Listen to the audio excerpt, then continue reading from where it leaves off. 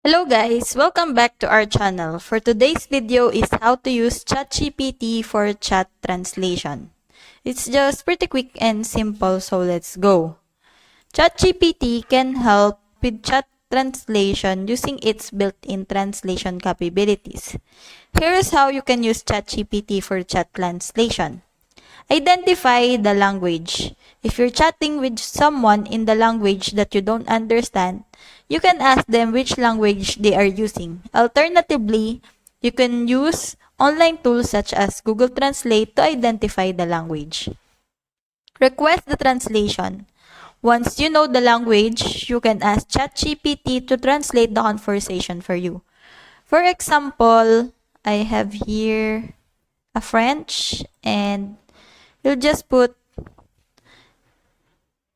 translate these words.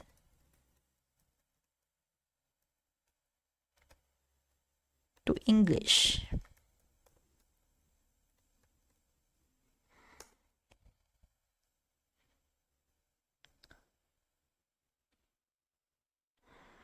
So it will automatically translate. Use translation. ChatGPT will provide you with the translated text which you can read to understand the conversation. You can continue the conversation in your own language and ChatGPT will translate it back to the other person.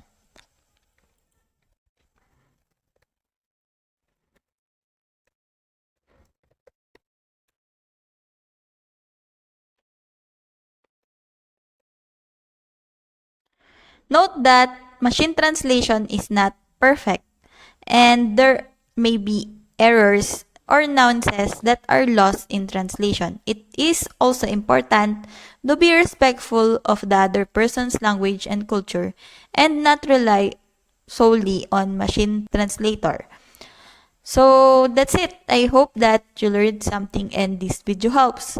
If you have any questions or comments, kindly put it in the comment section below and make sure to subscribe and like to our channel. Thanks!